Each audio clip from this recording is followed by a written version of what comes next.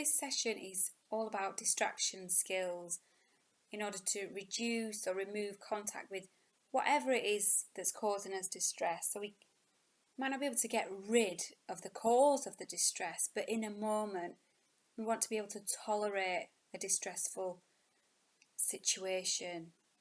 So we're going to explore the ACCEPT acronym in further detail, and that's going to look at lots of different strategies that we can adopt to distract ourselves within a moment, to help us manage and to help us cope with whatever it is that we're experiencing.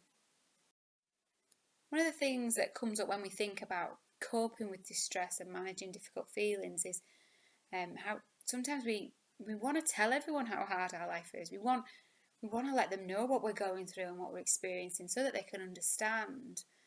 But actually that doesn't always work that well, and it can sometimes come over as moaning and complaining, and it can make people actually less likely want to listen to what's going on for you and less likely to want to help. So when we think about coping with feelings, we have to think about how we convey those messages as well.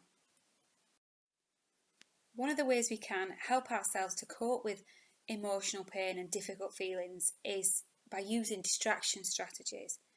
So we need to know how to do that, and we're going to explore different ways in which you can distract yourself from a moment in time so that the distress you're experiencing doesn't feel as overwhelming and as powerful. One of those distraction strategies is to have a think about activities, what you like doing, what do you enjoy doing with your time. So you might think activities, well, how does that even help? But what happens when you're doing an activity or you're doing something that you enjoy, your head gets full of the thing that you're doing, and it stops you having upsetting thoughts and feelings because you're focusing on what it is that you're doing in that moment. And this affects how your body feels, and it can also have a positive effect on your behaviour. Another distraction strategy is to contribute, and that's about doing something for somebody else or for something else. It doesn't have to necessarily be a person, it could be an animal, but it's thinking about somebody other than yourself and contributing to their life and their lived experiences. So have a think about when people have done something to help you and how that impacted on your life and how that made you feel. So how does it help? How does contributing help to distract us from our own stuff and our own difficult feelings? Well, it makes us feel good. When you do things for other people, they leave you with that kind of feel-good factor, that warm feeling inside, and you think, oh yeah, I quite like that. I might do a little bit more of that. Increases our self-esteem and helps us to think about somebody else. It helps us to think about people beyond ourselves, which is distracting in itself. If you're not sat there worried about your own stuff and what's going on for you, you're thinking about that other person, then you are distracted from your own stuff. So it can increase a sense of meaning in life as well, a bit of a purpose and a bit of a role that you've got. Another strategy can be to compare. So thinking about what you've got going on compared to somebody else. And this can help you to think about your problems in comparison and realise that actually you're not alone, that other people are struggling and other people have got difficulties and tough times that they're having to manage. So it can help you to feel less isolated in what's going on for you.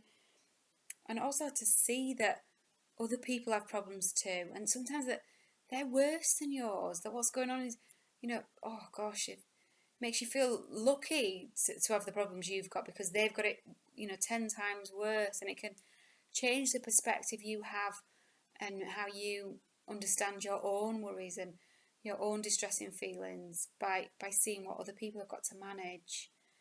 And if this is something that you think, well, I'm not going to do that because that's just going to make me feel worse, I'll feel guilty that I'm sat here worrying about something that's not as bad as somebody else's problems, then you can compare yourself to your old self.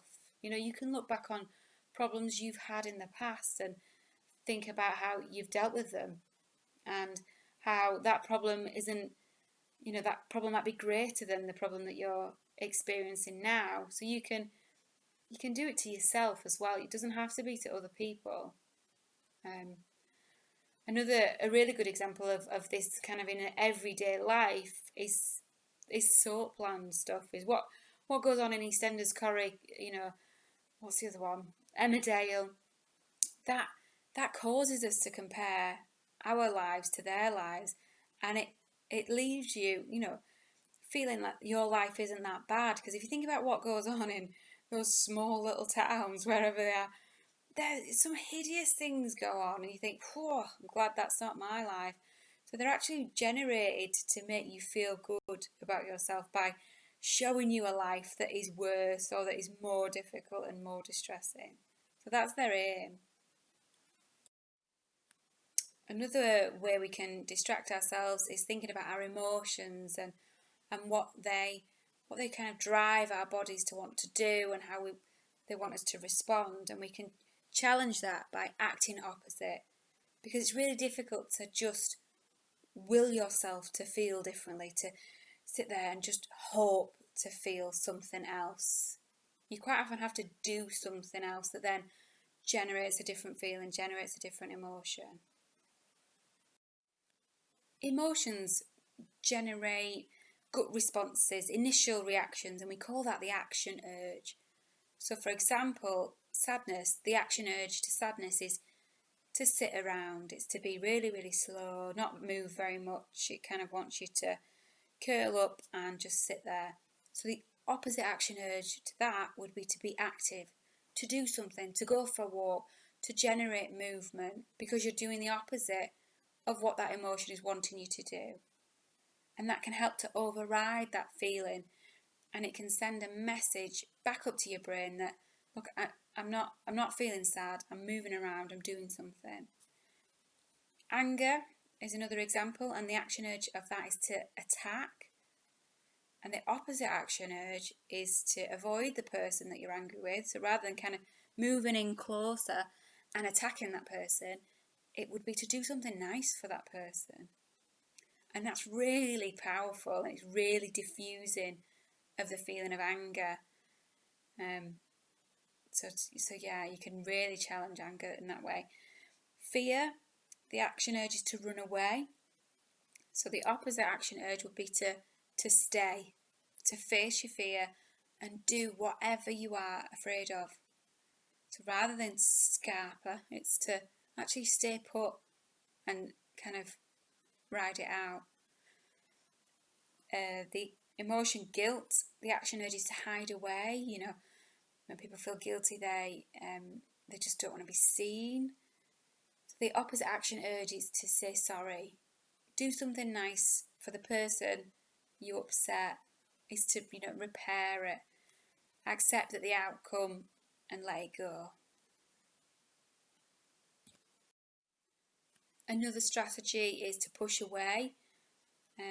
Another way of blocking painful thoughts from our mind is to physically feel like we delay them and we kind of push them to the back of our mind. So for example, if you're trying to change something,